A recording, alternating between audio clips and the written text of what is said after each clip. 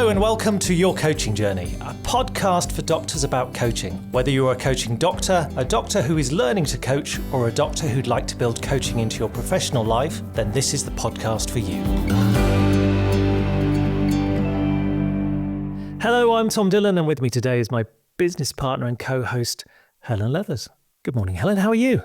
Good morning. I'm very well, thank you. How are you? I'm in tip-top form this morning. Thank you very much. Good. You do like your alliteration, don't you? Ready to jump into another podcast. Yes, I do, yeah. Tip-top, yeah. Not conscious of it, but... What are we talking about today, Tom? Today we are talking about social health or social well-being, whichever you prefer. So I thought we'd give that a bit of an airing. It's not something we've talked about before. No, it's not. But you have done a bit of a workshop on this previously, haven't you? Yes. So we've had a conference recently, and I presented this idea of thinking about social health in the coaching room and how that might show up and how we might work with it. And we're going to touch on that today. So where should we start? Maybe start with the case for working with someone's social health, social well-being within the coaching room. And when I talk about social health and social well-being, obviously it's all part of someone's well-being. But obviously when we talk about well-being, we talk about maybe stress factors, maybe lifestyle stuff like exercise, nutrition, sleep, all of those lifestyle myths and pillars. But one of the pillars is social good connections, good relationships. And one of the parts of the PERM model in positive psychology is relationships. Yeah, I'm going to come on and talk about both those things later, but I think it is something that shows up in the coaching room. Definitely relationships in one form or another, whether it's workplace situations or personal relationships, they are going to show up. So I think it's something that's good to be comfortable to talk about, but also good to get people to focus on, maybe even if it's not coming into the coaching room necessarily, but just what impact it might be having. So if you were coaching in a lifestyle medicine context, if you've got those 6 pillars, then definitely positive relationships, healthy relationships is one of those pillars. So that's probably something you're going to be focusing on. So why we might focus on it, there's lots of kind of historical evidence as to why. I was going to start with Aristotle, but I'll start closer to home. So Maslow back in 1947 came up with his hierarchy of needs, and we've talked about that on a previous podcast, but the idea that we need our physical needs addressing before we then focus on our security needs, and then we get to love and belonging, which is like his third pillar, or third level of his pyramid that he never had because someone else created it. But it's in there, isn't it? It's in the mix. Yes. So he would have it sort of after physical and security, that love and belonging would come next. Now, there's a social neuroscientist called Matt Lieberman, who has the idea that actually we need to swap that round, and that love and belonging, that need for love and belonging, sit underneath everything else, because actually no one survives the first 5-6 years of their life without someone looking after them, someone feeding them. So we can't survive without other people. And actually, in the book Transcend by Barry Scott Kaufman, he talks about those first layers of the pyramid, because he knows Maslow didn't have a pyramid, creating the boat that you sail in. So it's all of that security, all of that love and belonging creates the vessel for your journey, which I think is a lovely... But you wouldn't do it without other people. No. They probably created the boat to start with, haven't they? Yeah. Yeah, so that's Matt Lieberman's work, and he now is a professor at UCLA, and he's now working in the Center for Friendship Research and does a lot of work on resonance. And he's now, interestingly and quite counterintuitively, he's now looking at using AI to help find deeper connections for members of large groups. Oh, okay. And you would think that, well, surely AI and technology is driving away that sense of love and belonging. I don't know, it just seems counterintuitive. But anyway, that's the research that he's doing. The idea of a friendship research, that's a great department to work in, isn't it? Yeah, and interestingly, his wife, Naomi Eisenberger, works in the same research center, and she does research around rejection. And she's done research in the past about the similarity between physical pain and emotional pain. And they use similar networks. They're not entirely the same, but some of them, the networks cross over. And if you think about it, if you've had a broken bone in the past, I've broken my arm several times. I don't remember the pain of my broken arm, but I've had a broken heart a few times as well. You kind of remember that emotional pain in a far stronger way than you do the physical pain that you've experienced. So she's done research around that, and I say they're still working together in the Centre for Friendship Research. So that's some evidence that sense of love and belonging is really important to us. And the longest social research study that's been done was done at the Massachusetts General Hospital and their Laboratory of Adult Development. And they originally started a study back in the 40s looking at the impact of early life on people's overall health and well-being over their lifespan. So their early experiences. So they took a group of inner city kids that, deprived areas of the city, I think it was in Boston, and then compared their lives to students at Harvard who had all the advantages of what it takes to get to Harvard, and tracked them over their lifetime. And so it's still going on, and it's 80 years old. Wow. And they studied 724 men. It was male-based. But the outcome of that, really, the main findings from that, and they say it was looking at those early life experiences and how they impacted people. The main lessons are that social connections are really good for us and that loneliness kills. That's kind of one of them. That social connections count, but it's the really close relationships that matter. And the third one is that the good relationships don't just protect your bodies, they also protect your brains. So there's that kind of overall impact that social connections do matter, but it's really those really close personal relationships that are vitally important to us. So that social health side of it, that's 80 years of study that tells us that that's important. And we mentioned the PERMA model earlier, and we talked about that in episode 27, where we look at positive emotion, engagement, health, accomplishment, meaning, but also relationships. So relationships are one of Martin Seligman's foundations of well-being. And he would suggest that humans are social animals that thrive on connection, love, and intimacy with other humans. I think we could all agree with that. So that's Martin Seligman's idea. And obviously, in coaching, we've said before when we did our positive psychology podcast that really coaching should always be about well-being. It's not, people are going to come with their desired outcomes, which may or may not be in favor of their health and well-being. But as coaches, we need to pay attention to that and maybe sense check with them what chasing the next promotion is what impact that's going to have on their well-being. So I think well-being is an important part of it, but that's social well-being. In terms of the Association for Coaching, they have as one of their core competencies the idea that as coaches will encourage clients to seek support from others to help them achieve their outcomes. Yes. So that's an important pillar. And obviously coaching in itself is a well-being initiative, isn't it? An intervention. It is, absolutely. And I don't know if it's not done as much as perhaps we might expect, but certainly one of the things I've noticed in assessing accreditation applications through the Association for Coaching is that piece is often missing. So where the coaches don't do it, in that they don't encourage their clients to seek that support because they're told the answers lie within the coachee, or whether they don't feel they can add it to their application and maybe don't think it's relevant. I don't know which that is, but it is often the one that I end up saying this needs to be developed more. Yeah, and I suppose it could be that the coach thinks that they're the answer. Yeah. Well, I'm coaching, so they're fine. That's got me. Cool. Yeah. And obviously coaching is very short term, it's boundaried.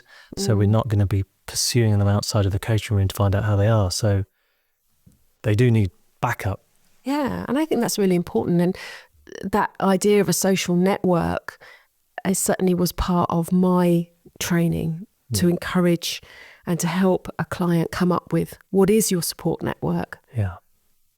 And certainly in terms of lifestyle medicine, if you look at the 6 pillars of lifestyle medicine, so we've got nutrition, we've got physical activity, sleep, avoiding risky substances, stress management, but then also positive social connection. So that's in there as a pillar. And within the medical profession, I guess if you were social prescribing, that's now a thing, that we might prescribe something, maybe an art class or an exercise class or something of that nature, then there's three elements to that. One is informational, one is practical, and one's emotional. Now, again, if you were a GP talking to someone about that positive social connection, there's only so much you can do, isn't there? Again, even shorter time in a coach. So you could prescribe something beyond, and you know, who knows, that could well lead to deeper connections that come from doing an activity together. So it's you're not instantly finding a deeper connection for someone, because if we go back to that Massachusetts research study, it was really about the deeper social connections. Social connections are really good, but it's the deeper relationships that are important. And we can't prescribe that. We can't find someone a deeper relationship. But obviously, if they're engaging with more people and you've got to start somewhere. It could be the start of a beautiful relationship, couldn't it? Indeed. So, I think that's really important. Richard Pyle's a GP who's done quite a bit of work on research around loneliness. And I know he talks quite a bit about the fact that loneliness kills, particularly among men, that it's a huge problem now. And he again would stress that it's the quality of the relationships that count, and that people could be surrounded by people but still be lonely and still struggling without telling anyone. And I guess that's even more prevalent now because of technology. Yeah. And I certainly noticed this idea of being together alone. And when you walk into it, and I've done this recently, just when you walk into any room, people are sat on their phones. I was in GP surgery, just in the waiting room, and everyone's on their phone. No, you're not necessarily going to connect with people in a waiting room, but it seems everywhere, every place that we go where people gather for whatever reason, everyone's on their phones. So they are together but alone. Except when we go dancing. But slightly different activity. I'm sure if they, some of them would like to be on their phones, wasn't it? But I was thinking as you were talking about that and how lovely, starting new hobbies is, and how you can start something and have sort of transient connection with people, which is a great example of that is going to a social dancing lesson or class. And then sometimes those deeper relationships develop from there. Yeah. And it's funny, I was walking up with my granddaughter the other day past a school, and it was school pickup time, and lots of parents waiting outside the gate. And I remember picking my kids up from school, and that's where I'd be chatting. It was mainly to the mothers that were picking them up, but I was there and chatting to whoever was there, and it was a time for chatting. Yes. Now, as I walked through an alleyway where the school entrance was, everyone was just on their phones. No one was talking to anyone. That's so sad. Yeah. And I've done some work recently at Warwick Business School where I'm teaching master's students, and they come into the room, and that's normally before the class starts. It's a time to say hello to people and connect, and where are you from, who are you? And they're all on their phones. And I make them put their phones away, which they hate. I mean, they're adults, who am I to say, put your phones away? But the change in the connection within the room, once they put their phones away, is huge. Yeah. So I think, going back to what I was saying about Matt Lieberman and his study around AI helping with deeper connection, not sure how. Yeah. So it's driving it the other way, really. But anyway. So, yes, I think we have to find ways of helping people to make those deeper connections and make them aware that deeper connections are really beneficial to their social health. Yeah. I did some, when I used to do a workshop around the social connection that we have, and the levels of social connection, and kind of that recognizing that there's an awful lot of people in the world that we have no connection with at all. I will walk down the street, particularly in this country, we tend to ignore people, don't we? We don't stop and chat to people we don't know. So there's an awful lot of people in the world that we ignore. So if you have a pyramid of connection, that sits outside the pyramid because we just ignore people.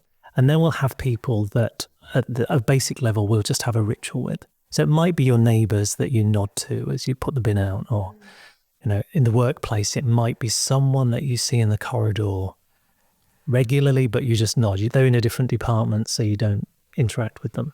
So we just have that ritual, and it's kind of the same every time. And then as we move up through the social connections, we might start to share a bit of information with people. So again, if we think about sort of walking through the neighborhood, it might be, how are you today? Oh, no, I'm good. And it's got a bit of rich, but then we've got, oh, have you been away? And you go, oh, and you start talking about holidays and things. So you're sharing a little bit about yourself, but not a lot. And in the workplace, that might be just at a coffee machine. It might be the same sort of thing. Did you have a good weekend? And you tell someone about your weekend. So we do a bit of information sharing, but we're still not really connecting. It's still a kind of superficial connection. But then when we move up to the next level, we start to share more opinions. Mm-hmm. So it could be around football, Did you watch the match at the weekend? What did you think? Oh, they were rubbish, weren't they? And just that sort of thing. Or maybe in the workplace, it could be, what do you think about this latest change initiative they come up with? And you might be saying, well, I think it's a load of rubbish. I don't think it's ever going to work. And so we start to have a bit more confidence to share some opinions that we have. But we need to kind of get to know people a bit before we do that. Yeah. And then when we move beyond that, we then start sharing maybe some feelings and some values. So start to talk about stuff that's really going on for us and what our values are. And then when we reach the top of the pyramid, we really trust someone and we could talk about anything to them. Now, I think for most people, there's very few people that sit at the top of that pyramid. Mm. You might have a handful of people, and it might be different people for different things that we share different things with. So in the workplace, it might be one person that you're on really good terms with and really trust. In a family situation or a social situation, again, it might be just half a dozen people. But the further we go up the pyramid, the more we trust people, but the more risk we're taking in trusting them. Yeah. And that's what's required in order to get further up the pyramid, is to start to share more openly. So more risk, but deeper connection. Yeah. And so, talked before on the podcast about Brené Brown and that idea of vulnerability, that in order to get to that trust level, we have to be vulnerable ourselves. So it's about opening up. No, we're not going to prescribe this for coachees. We've got to be telling them that they need to trust people more or that sort of thing. But I think those conversations around relationships and how their relationships are is really important. Mm. So that's more evidence. And I said I was going to start with Aristotle, and I didn't. But he had ideas on different forms of friendship back, several thousand years ago. So he said there were friendships of utility, which are really about us doing things with other people. So maybe in the workplace, we have a friendship of utility because they're work friends. But outside of work, we'd never speak to them. We wouldn't contact them. So then social connections, the friendships of pleasure, he would call them. So maybe someone that we play football with, netball, maybe part of a book club, that we have those, again, social connections, but we're only friends because we do something together. So I've been a member of a tennis club for 3 years. I've now moved.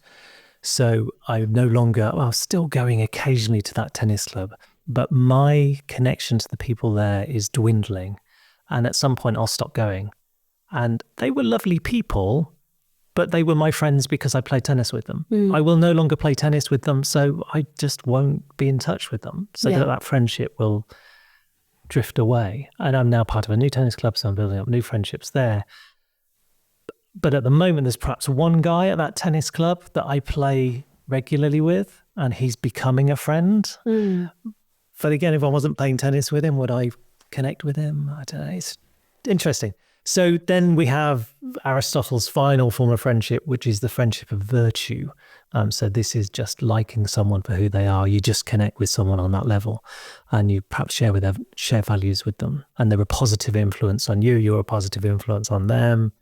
But it's kind of an equal relationship, and that's stable over time. So those are those deep friendships that we have. Maybe we've got friends from school or university that we take with us through life. I think some of my friends would hope to be not a positive influence on me. They probably think they are the type that leads people astray. I see it. So, okay. But generally I think that's the connections that we keep, aren't Yeah. And going back to the Massachusetts study, it's the quality of those relationships that's really important for our social health. Yeah. So how can this be used in the coaching room? Well, I think one of the things when I was writing my resilience book, I wrote about having your dream team And it was really a book about resilience in the workplace. But I wrote about having your dream team at work. So maybe your boss is on your dream team, but maybe not. But you might have a peer that you get on with. You might have, your best friend at work. You might have a mentor. You might have a coach. There might be a role model. But there might be people around you in the workplace that are a positive influence, that are part of your social health network. But thinking about it more widely, we're going to have people in our non-work lives that are equally as, probably more important. So you might be your partner, it could be your best friend, could be children, could be parents, could be siblings. Again, could have a coach, could have a therapist, but there will be people around you. And I think giving thought to who those people are and how much time, energy you invest in those people can be really useful for people that perhaps are feeling a little bit disconnected, a little bit alone, just to spend some time thinking about that, creating a little bit of a map of that dream team. So it could be as simple as saying, who do you have that provides you with support, emotional support or practical support in your life? Yeah, and so I think that's the starting point, and finding out who those people are is really useful. And maybe then thinking about, okay, they're the people that are close to you. So the people you would talk to if you had a problem. And who do you talk to about what things? So if you've got financial problems, who would you talk to? So I think exploring that can be really useful. Especially if we're looking for someone that is struggling and coaching is only part of the answer, thinking about, okay, what support do you have beyond coaching? Who around you could you talk to? So I think that's useful to map that out, of who you talk to about what. But there's a lady called Professor Tony Bafalco at Middlesex University, who did some research again around resilience and what made people resilient. And again have this idea that it was about the social connections. And she talked to people about, who do you talk to when you have a problem? And people in the research would generally say, well, I've got lots of people I can talk to. Yeah, but who's close to you that you could confide in when you really had a problem? Well, it's my mother. Okay, so last time you had a real problem, went through a difficult period, what conversations did you have with your mother? And they go, well, couldn't actually talk to her at the time because she was going through a lot. I didn't want to burden her. So people, even though they have people around them, might still not have the conversations it would be useful for them to have in order to support themselves. Yeah, and that's really interesting, isn't it? Because I think asking for help is really difficult. And I did have a conversation with someone recently where they said that this person would be upset if we didn't ask them for help.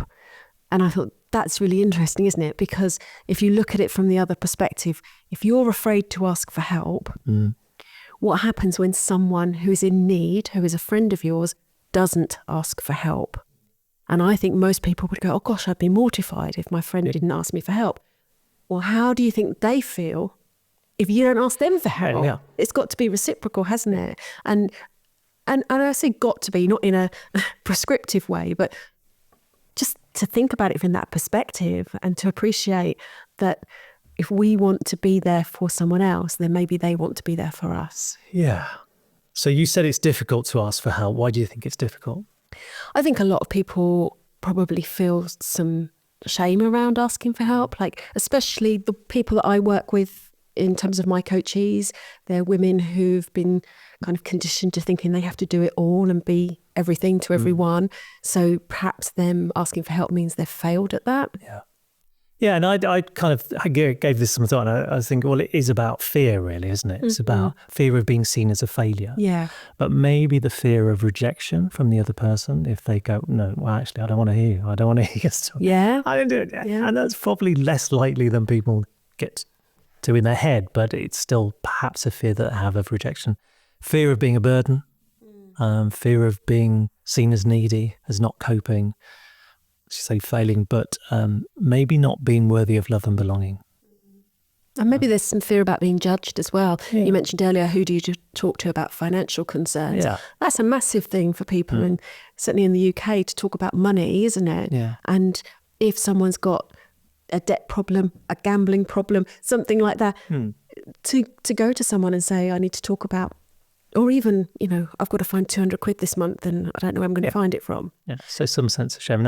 And going back to Naomi Eisenberg, so she would suggests that rejection, she does a lot of research around rejection, back to that emotional pain that we might feel, and that's stronger than physical pain in some ways. So there's definitely a connection there. And then we mentioned Brené Brown earlier. So Brené Brown's idea that shame is about that fear of disconnection. So back to that connection with fear, disconnection. And she would suggest the 3 ingredients of shame are secrecy, silence, and judgment. So again, back to that idea that we might be judged. If people see who we really are, then they'll judge us. Yeah. So there's a lot wrapped up in that. But I think if we think about transformational coaching is all about having powerful conversations that generate new thinking and overcome the emotional and psychological barriers to change. So that's kind of how we perceive transformational coaching. And I think in doing some work around relationships in the coaching room, we can start to maybe get over that idea, the fear around having better conversations that would be helpful for us to support us in our social health. Fabulous. So I'm wondering, we've talked a lot about that. There's a lot of information that you've shared there for our listeners. What would be your invitation for them to consider their social health? Yeah, I'm going to use a gardening analogy. Okay. So maybe to ask themselves what relationships need nurturing, maybe which relationships need a bit of pruning to allow them to grow, maybe which relationships need weeding out. Go on the compost. Compost. Because, that's the other side of this, isn't it? We've not really talked about is toxic relationships that maybe you just need to no longer have a relationship. But where could you plant new relationships in the gaps? Oh, I like that. Yeah. So that's perhaps an invitation to listeners just to give some thought to. And once they've given some thought, maybe that's something that they could introduce into their coaching sessions with their clients. Yeah. Lovely. Nice way to finish. Yeah, thank you so much for sharing all of that. It's been fascinating and insightful, and hopefully we'll give our listeners something to think about. Yeah, I think it's definitely not an area that people tend to think about in terms of well-being. Obviously those social connection comes into most models of well-being, but people give very little attention to it. And I think it is the thing that I spend most of my coaching time talking about is relationships. So yeah, definitely worth talking about. Wonderful. Thank you. You're welcome. What are we talking about next time? Next time we will be having another question and answer session. So answering listeners' questions. Exciting. I look forward to that. Thank you so much, Tom. Thank you. Bye for See you now. next time. Bye-bye.